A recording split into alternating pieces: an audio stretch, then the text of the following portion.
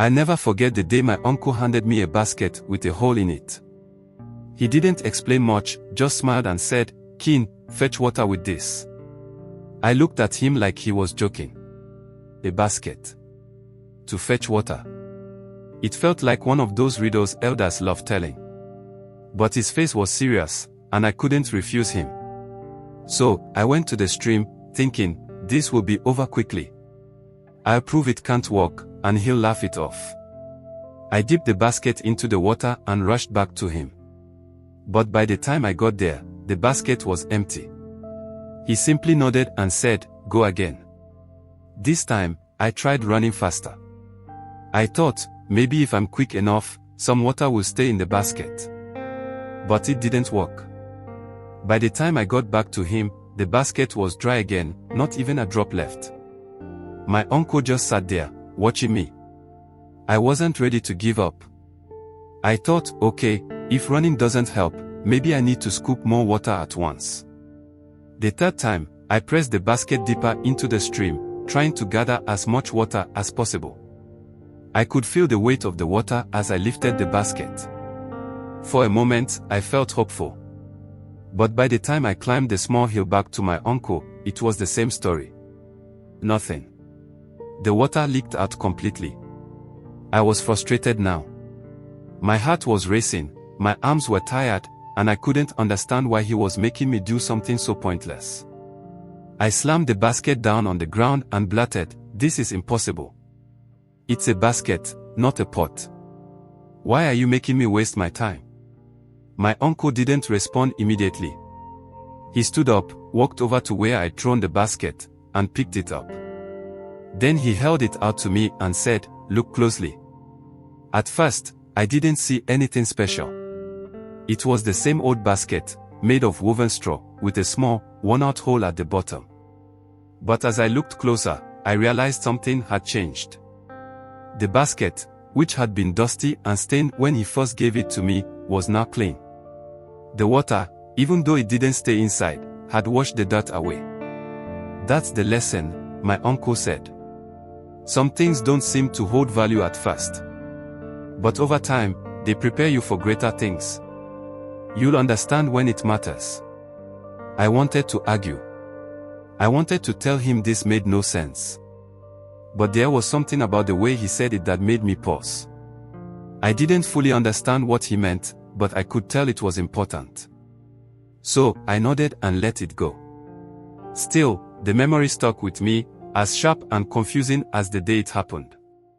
As the years went by, I often thought about the basket with a hole. Every time I faced a frustrating situation, I would remember my uncle's words. But no matter how much I thought about it, I couldn't figure out what he meant by preparing for greater things. It felt like one of those mysteries in life that would never make sense. One day, while visiting my uncle again, I decided to ask him directly. "Uncle, do you remember the day you gave me that basket and told me to fetch water?" He smiled. "Of course. Have you figured it out yet?" I shook my head. "No. I've thought about it so many times, but I still don't understand. Why did you make me do that?" He didn't answer right away. Instead, he pointed to a tree in the compound. "Do you see that mango tree?" he asked. I nodded. It was a big tree, full of green leaves and ripening fruits. I'd climbed it many times as a child to pick mangoes. "When I planted that tree, it was just a small seed," he said. "For months, it looked like nothing was happening. I watered it, cleared the weeds, and waited. But if I had given up, thinking it was useless, would we have these mangoes today?" I stared at the tree, trying to connect the dots. "So, the basket was like planting a seed?" I asked, still unsure. He smiled again. "Exactly. Sometimes, the work you put in today doesn't give you what you want immediately. But it's not wasted. It prepares you for something bigger in the future. Like that basket. It didn't hold water, but it became clean. Now imagine if it had been a pot instead. If it started dirty, it would have made the water unfit to drink. But a clean pot, that's ready to serve. Even though his words were clearer this time, I still didn't fully understand how it applied to my life. I nodded and thanked him, but deep down, I felt like the full meaning was still out of reach. I couldn't shake the feeling that this lesson would only make sense when the time was right. Little did I know, that time was closer than I thought. Years after the basket incident, I found myself in a new kind of struggle. I had just started earning a little money, and like anyone else, I wanted to enjoy it. New clothes, outings with friends, the occasional treat, I felt like I deserved all of it. But then, one month, I hit a hard spot. My phone broke, and I didn't have the money to replace it. I couldn't ask anyone for help because, honestly, I knew I'd been careless. Every bit of cash I earned slipped through my fingers like the water in that basket. It was then I remembered something my uncle said after the basket task. He had once compared money to seeds. If you eat every seed you have, he said, what will grow for tomorrow? I didn't fully get it back then, but now it was making sense. I had been treating all my earnings like ripe fruit, consuming everything without thinking about planting anything for the future. So, I decided to make a change. I started small. Each time I earned something, I kept a little aside, my seeds, I called them. It wasn't much at first, just a fraction. But over time, I began to see the difference. My seeds grew into a small emergency fund, and eventually, they gave me the courage to try something new. One day, a friend mentioned an idea about buying and selling rechargeable lamps during the rainy season. People always needed them when power outages increased. I used some of my saved money to try it out, and to my surprise, it worked. The little profit I made gave me confidence to try even more. At first, the progress was slow. I'd earn a little, save a little, and reinvest in something else.